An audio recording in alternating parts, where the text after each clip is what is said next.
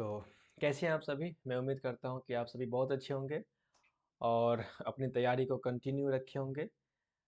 15 दिसंबर को एग्ज़ाम है, मिस नहीं होना चाहिए एग्ज़ाम किसी भी हालत में, ठीक है? आप जानते हैं कि हम बात कर रहे हैं सीटेट के बारे में और सीटेट के जो सेक्शन है, दोनों पेपर में 5-5 सेक्शन है।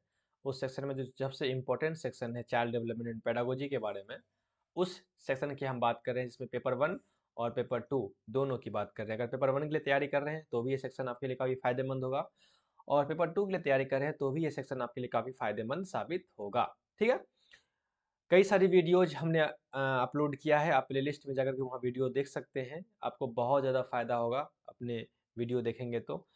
आज हम बात करते हैं हमने कई से टॉपिक पे बात किया है, कई सारे टॉपिक पे हमने बात किया है और आपको वीडियो जाकर देखेंगे तो आपको समझ में आएगा कि आज कितने टॉपिक पे हमने बात किया। आज हम बात करेंगे लर्निंग का क्या रिलेशन है डेवलपमेंट के साथ। आज हम बात करेंगे व्हाट इज़ लर्निंग, अधिगम क्या है और अधिगम का डेवलपमेंट के साथ क्या रिलेशन है? कौन कहता है लर्निंग अधिगम पे लर्निंग का क्या असर होता है? नेगेटिव, पॉजिटिव या क्या क्या असर होता है? और कौन-कौन से लोग किस तरह से इस बात को एक्सप्लेन करते हैं कि लर्निंग का अधिगम पर, विकास पर क्या असर होता है? तो पहले समझते हैं कि व्हाट इज़ लर्निंग, ये अधिगम है क्या? क्या है लर्निंग? लर्निंग क्या है? सीखना, ये क्या है सीखना? What is the meaning of learning? Learning क्या है? व्हाट इज लर्निंग, अधिगम क्या है? आप बताएंगे अधिगम क्या है? तो अधिगम को कई सारे लोगों ने अलग अलग अंदाज में डिफाइन किया, अलग अलग तरीके से परिभाषित किया लर्निंग को, अधिगम को। और जो सबसे ज्यादा क्वेश्चंस जिस स्कूल ऑफ थॉट से पूछा जाता है वो है बिहेवियरिस्ट स्कूल ऑफ थॉट से। यानी बिहेवियरिस्ट ने जो लर्निंग को डिफाइन किया, ये डिफाइन जो है अक्सर एग्जाम में पूछा जाता है। अक्सर ये डिफिनीशन जो है वो अक्सर एग्जाम में पूछा जाता है, किसी भी एग्जाम में हो। एजुकेशन के शिक्षा विभाग में कि कोई भी एग्जाम हो, टीचिंग में कोई भी एग्जाम हो, उसमें इस परिभाषा को पूछा जाता है जो परिभाषा बिहेवियरिस्ट ने, व्यवहारवादी ने दिया। वो परिभाषा क्या है? अकॉर्डिंग टू बिहेवियरिस्ट, व्यवहारवादी के हिसाब से, ये बात याद रखेंगे आप कि अकॉर्डिंग टू बिहेवियरिस्ट, व्यवहारवादी, जो व्यवहारवादी, इसके पहले हमने बात किया है, हमने टॉपिक पे बात किया है कि ये बिहेवियरिस्ट है कौन, ये व्यवहारवादी है कौन। हमने हिस्ट्री ऑफ साइकोलॉजी में या एजुकेशनल साइकोलॉजी में हमने बिहेवियरिस्ट के बारे में बात किया था कि कई सारे बिहेवियरिस्ट थे जिसमें स्किनर है, थॉर्नडाइक है, पावलोव है, जेबी वॉटसन है, वुंट है, कई सारे बिहेवियरिस्ट हैं। तो ये तमाम के तमाम जो लोग जो हैं वो एक बिहेवियरिस्टिक थॉट रखते हैं और इन तमाम को बिहेवियरिस्टिक साइकोलॉजिस्ट कहा जाता है, व्यवहारवादी मनोवैज्ञानिक कहा जाता है। ये तमाम के लोग एक डिफिनीशन पे एग्री करते हैं, लर्निंग के एक परिभाषा को ये लोग एग्री करते हैं और यही परिभाषा है अक्सर एग्जाम में पूछा जाता है। वो परिभाषा है learning is relatively permanent change in behavior because of experience. Learning is relatively permanent change in behavior because of experience. अधिगम अनुभव के कारण व्यवहार में अपेक्षित अस्थायी परिवर्तन है। यानी कि लर्निंग क्या है? लर्निंग जो है, लर्निंग अधिगम, वो एक परमानेंट चेंज है, एक अस्थाई परिवर्तन है। परमानेंट चेंज है, अस्थाई परिवर्तन। किसमें अस्थाई परिवर्तन? व्यवहार में, हमारे बिहेवियर में अस्थाई परिवर्तन है। ये अस्थाई परिवर्तन होता क्यों है? क्या वजह है होने का? ये अस्थाई परिवर्तन होता है हमारे एक्सपीरियंस से, हमारे अनुभव से। ये परिभाषा है। जो हमारे अनुभव से, जो हम अनुभव सीखते हैं अपने लाइफ में, अपने जीवन में, उस अनुभव से जो हमारे बिहेवियर में जो परमानेंट चेंज आता है वही लर्निंग है। अगर अनुभव से हमारे बिहेवियर में चेंज आया लेकिन वो चेंज परमानेंट नहीं है तो वो लर्निंग नहीं होगा।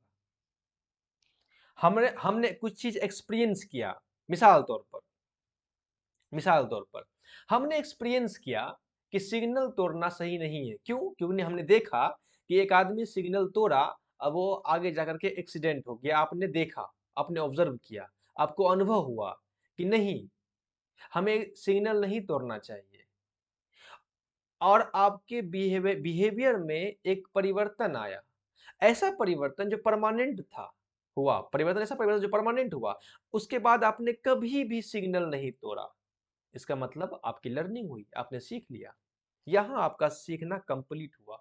लेकिन अगर मान लिया जाए कि आपने सिग्नल तोड़ने वाले इंसान को देखा, आगे जाके वो एक्सीडेंट हुआ, और आपके व्यवहार में परिवर्तन आया कि नहीं, लर्निंग सिग्नल तोड़ना सही नहीं है, और आपके व्यवहार में चेंज आया, लेकिन वो चेंज परमानेंट नहीं था। कुछ दिन आप इस नियम का पालन किए, लेकिन उसके बाद फिर आप खुद सिग्नल तोड़ना शुरू कर दिए, इसका मतलब आपकी लर्निंग नहीं हुई। लर्निंग तभी होगा जब आपके बिहेवियर में परमानेंट चेंज आएगा, परमानेंट चेंज, अस्थायी परिवर्तन आएगा, तभी जाकर के लर्निंग कंप्लीट हुई, नहीं तो लर्निंग नहीं हुआ, नहीं तो गैप रह गया। ऐसे कई सारे एग्जाम्पल है। अगर आपने कोई चीज देखा, सीखा, अनुभव किया, और उस अनुभव से आपके व्यवहार में चेंज नहीं आया, अब वो भी चेंज परमानेंट चेंज नहीं आया, इसका मतलब लर्निंग नहीं हुई। मिसाल तौर पर आपने अपने आस पड़ोस में किसी को देखा कि वो कोई बच्चा, कोई लड़का गेम खेल रहा है, फ्री फायर या पबजी वट एवर कोई गेम खेल रहा है, और उस गेम खेलने की वजह से उसने कई सारे हजारों लाखों रुपए जो है वो गेम में गवा दिया, हार गया वो गेम में, और उसकी हालत ऐसी हुई कि आप, वो आदमी भीख मांगने के हालत में आ गया, वो अच्छा आदमी, वो अच्छा लड़का, वो अच्छा बेहतर लड़का, ऐसा हालत हो गया कि वो 10 रुपए 5 रुपए के लिए मोहताज हो गया।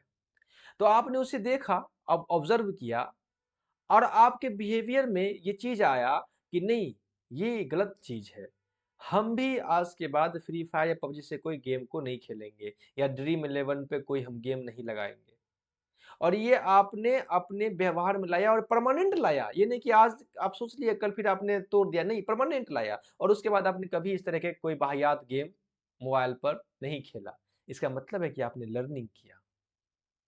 तो ये बिहेवियरिस्ट का जो परिभाषा है लर्निंग का, ये परिभाषा परिभाषा अक्सर एग्जाम में क्वेश्चन पूछा जाता है कि learning is A relatively permanent change in behaviour because of experience. अधिगम अनुभव के कारण व्यवहार में अपेक्षित अस्थायी परिवर्तन है। आई होप आप समझ गए होंगे।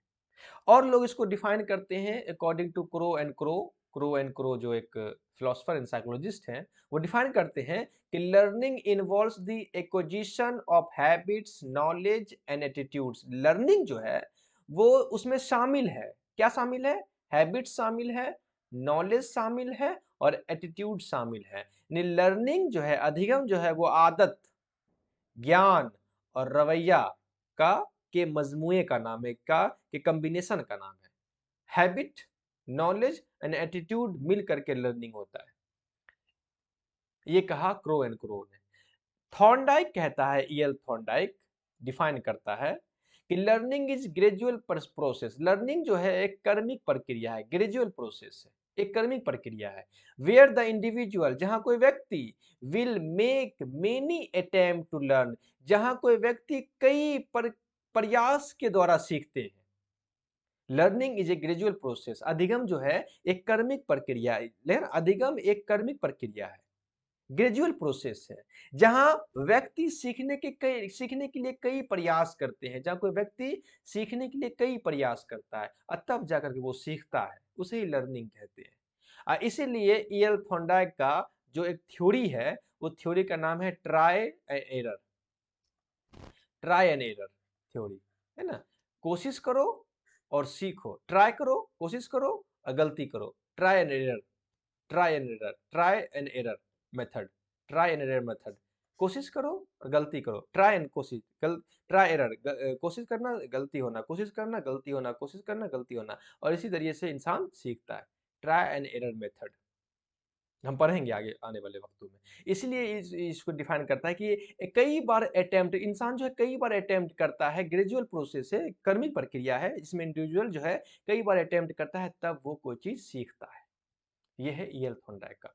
तो आप समझ गए होंगे कि learning, what is the meaning of learning, अधिगम क्या है। अधिगम एक है एक ग्रेजुअल प्रोसेस है जिसे हम हर कोशिश करने के बाद सीखते हैं, कोशिश करते करते सीखते हैं। मिसाल तौर पर अगर आप में से कोई वैसे बच्चे रोटी बनाते होंगे तो शुरू के वक्त में उनको रोटी बनाते होंगे तो जल जाता होगा रोटी तावे पर, लेकिन आप बत्ता बनाते बनाते बनाते बनाते आपको रोटी बनाने आ गया, इसका मतलब आपकी लर्निंग हुई, आपने रोटी बनाना सीख गया।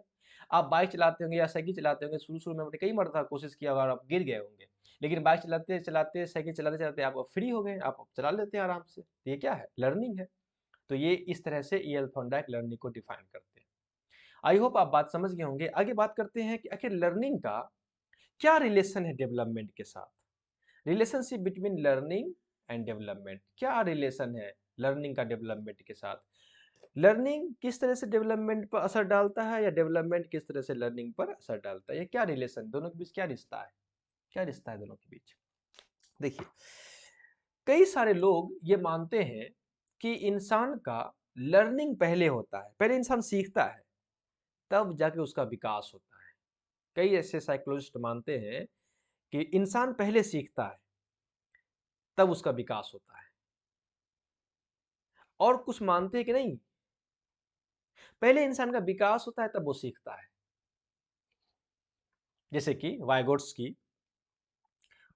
वाइगोट्स्की जो है, जो सोशियो कल्चरल थ्योरी है वाइगोट्स्की का, जो हम आगे पढ़ेंगे, सोशियो कल्चरल थ्योरी वाइगोट्स्की कहता है कि पहले इंसान सीखता है तब जाकर उसका विकास होता है। याद रखिए ये बात को, एग्जाम में क्वेश्चन पूछेगा, याद रखिए इस बात को।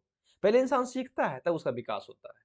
लेकिन उसके अपोजिट, वाइगोट्स्की के अपोजिट पियाजे कहता है कि नहीं, पहले इंसान विकास करता है तब वो सीखता है। पहले इंसान बढ़ता है, डेवलप करता है, और डेवलप करने के साथ साथ वो सीखता है। यानी कि पियाजे जो है वो सबसे पहले, वाइगोट्स्की याद रखिएगा इस बात को, याद रखिए एग्जाम में क्वेश्चन पूछता है, याद रखिएगा वाइगोट्स्की जो है वो कहता है कि नहीं, पहले होता है डेवलपमेंट, डेवलप डेवलपमेंट, तब इंसान जो है सीखता है, तब होती है लर्निंग।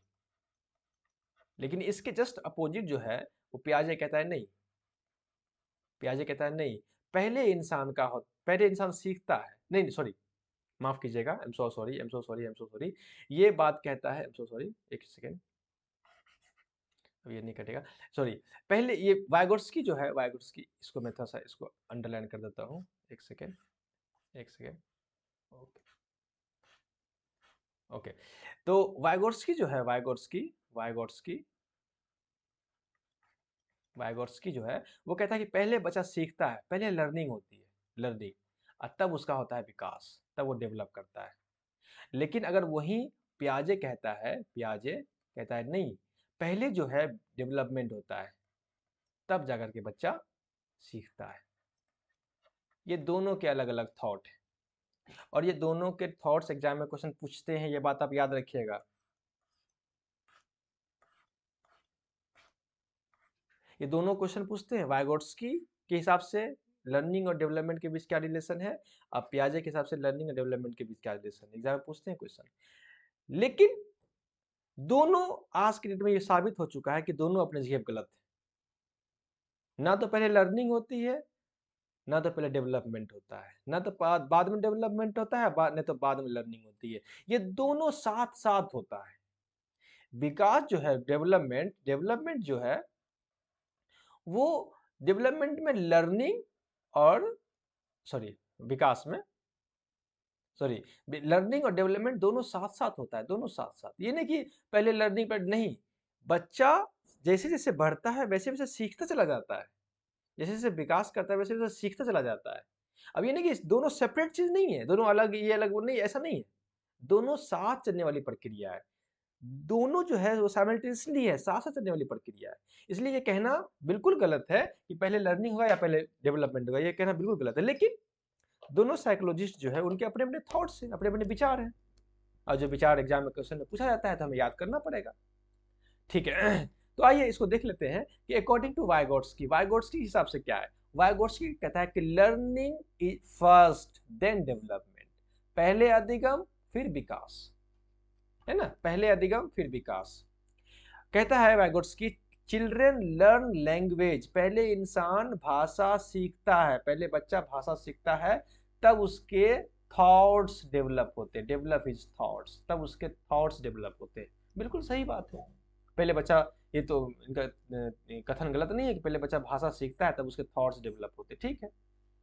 दो एग्जाम में दो क्वेश्चन ऐसे क्वेश्चन पूछ देते हैं, या तो पूछेगा लर्निंग लैंग्वेज थॉट्स के रिलेटेड, या पूछेगा लर्निंग और डेवलपमेंट के रिलेटेड, दोनों पूछ सकता है। तो अब याद रखना है आपको कि पहले लर्निंग, वाइगोट्स्की के हिसाब से पहले लर्निंग होती है तब डेवलपमेंट होता है, और वाइगोट्स्की कहता है कि पहले बच्चा भाषा सीखता है तब उसके थॉट्स डेवलप होते हैं।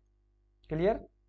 नेक्स्ट, फिर वहीं पे अकॉर्डिंग टू पियाजे, पियाजे जस्ट इसके अपोजिट है, पियाजे जस्ट इसका अपोजिट है। पियाजे कहता है कि पहले डेवलपमेंट होता है तब लर्निंग होती है, यानी पहले विकास होता है तब फिर जाके अधिगम होता है, तब बच्चा सीखता है।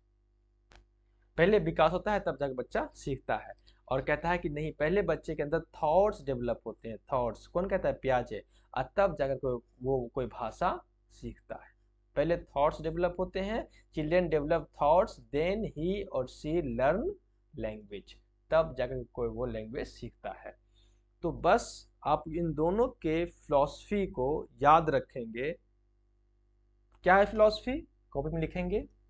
वाइगोट्स्की का कहना है कि पहले लर्निंग होती है तब डेवलपमेंट होता है, यानी बच्चा पहले लैंग्वेज सीखता है तब उसके थॉट्स डेवलप होते हैं।